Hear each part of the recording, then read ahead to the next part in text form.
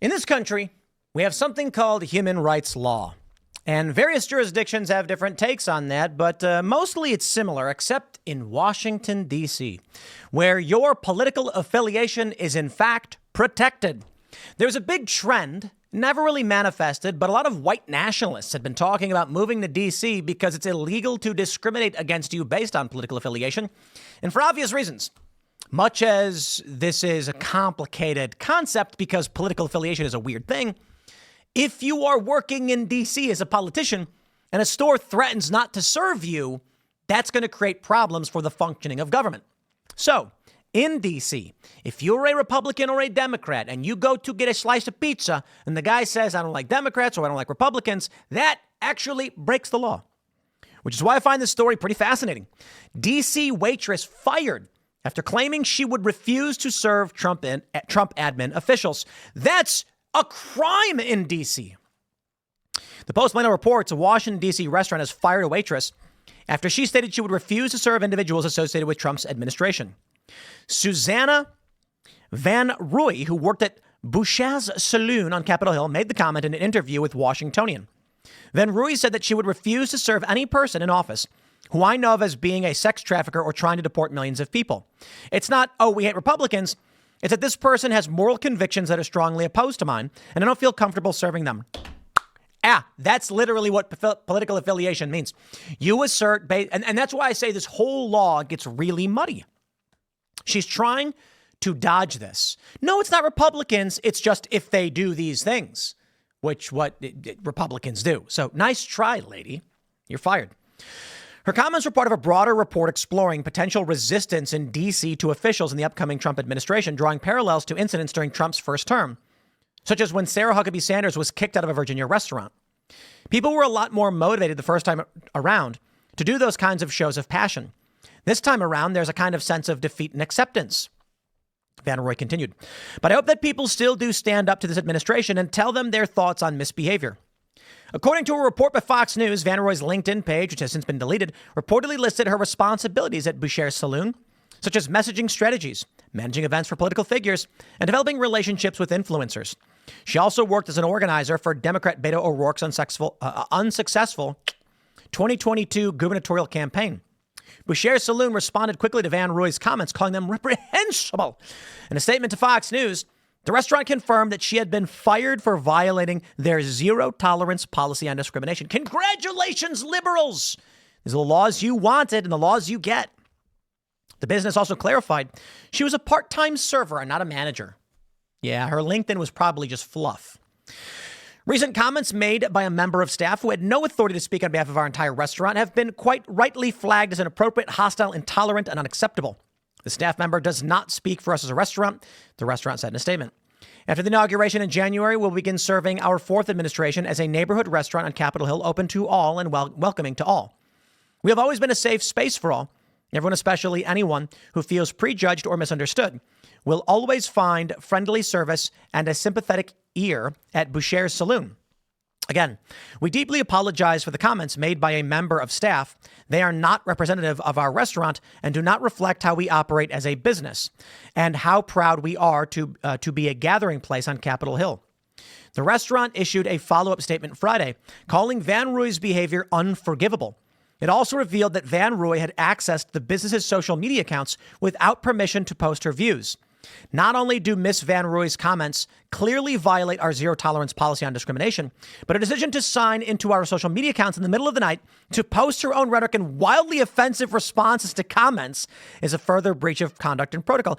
I think she was actually not fluffing when she said she could do it, and they're just panicking because they're going to get in serious trouble. I've got the DC human rights protections pulled up. She has no authority to speak on our behalf, and her comments do not reflect the position of over 20 other people who make up our staff. For these reasons, as well as the sheer dismay and disgust we feel at her unforgivable behavior, Ms. Van Rooy has been dismissed immediately. Our staff and families, many of whom are personally offended by Ms. Rooy's comments about them, are still reeling for what Ms. Van Rooy said and did.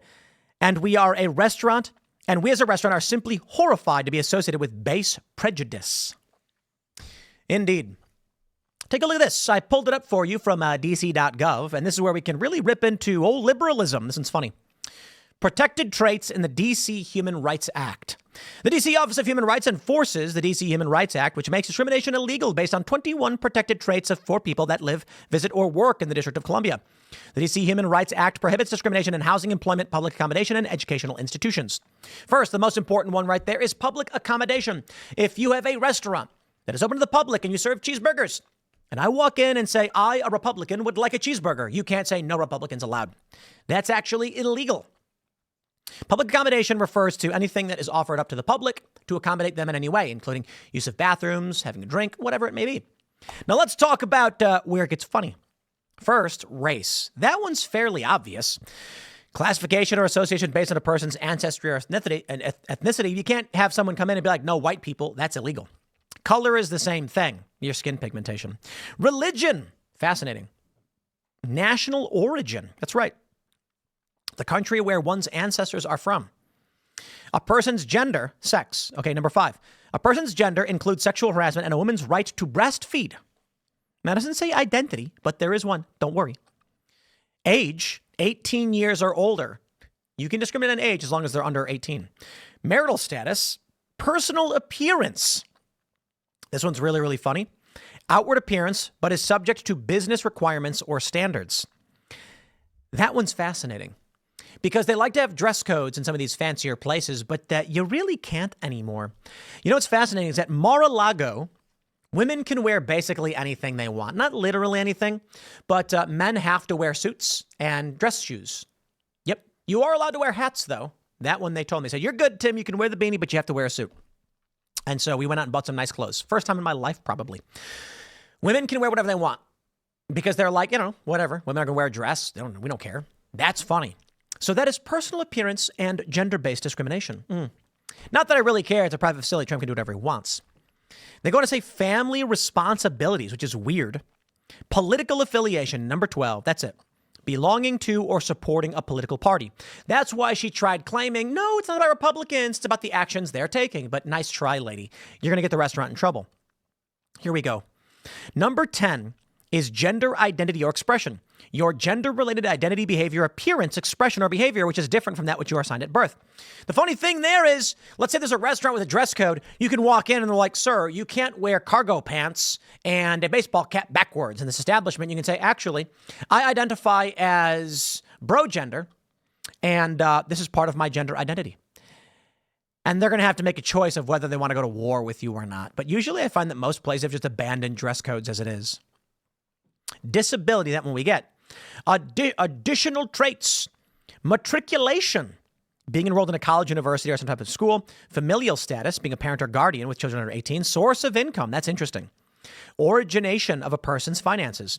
Once again, when she said that we are not going to serve the Trump admin, this falls under all of this. Genetic information. That's funny. Your DNA. Place of residence or business. Status as a victim of an intrafamily offense. Credit information. Now, that's interesting, too. Status as a victim of or family member, blah, blah. You get the point. Lady, play with fire. This is what's going to happen. She deserves to be fired.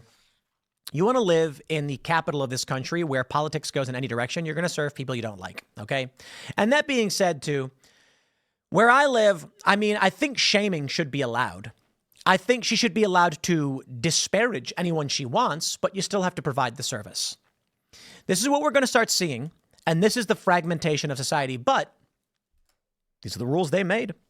What can I say? Liberals want these protections. Conservatives have long argued for getting rid of them. Libertarians especially. Less so conservatives, but more so libertarians. Saying, it's my business. I can do whatever I want. Well, I don't agree. I'm more liberal on this one. And you see, this is what you get, all the other liberals. My view is that if you are utilizing public space in the commons and you are offering up a service to everybody, you should not be able to discriminate on the basis of these things. Meaning, you should be able to hire and fire whoever you want. But if someone comes in for a cheeseburger, so long as they're not causing a problem, screaming, throwing things, yelling, or whatever, then it's fine. Serve them. Now, there are questions about the extent of and limits of government, but I think one problem we have as a society is the density of government. Yo, I was in Tampa this past weekend. It is insane. Density is an issue, and it's going to cause us a lot of problems, and we have to figure out how we deal with such massive tensions. Meaning, If you have a business that requires a certain amount of money per month in overhead, and you need business at a certain level, but some weirdo showing up dressed in weird clothes causes customers to leave, you're just going to go out of business. That is a logic where we can't sustain this. Let's say a person comes in dressed in a fursuit and they're like, I'm protected. And then nobody wants to eat there anymore because there's a bunch of furries there. You're going to be like, look, I'm going out of business unless these people stop coming in. What can you do about it? If they're protected, they're protected. Sometimes these laws don't make sense. Sorry. But I'm going to wrap it up there, my friends. Next segment's coming up at 8 p.m., youtube.com/TimcastIRL. Smash the like button, share the show with everyone you know. Become a member at timcast.com. Follow me on X and Instagram at Timcast, and we'll see you all tonight at 8 p.m.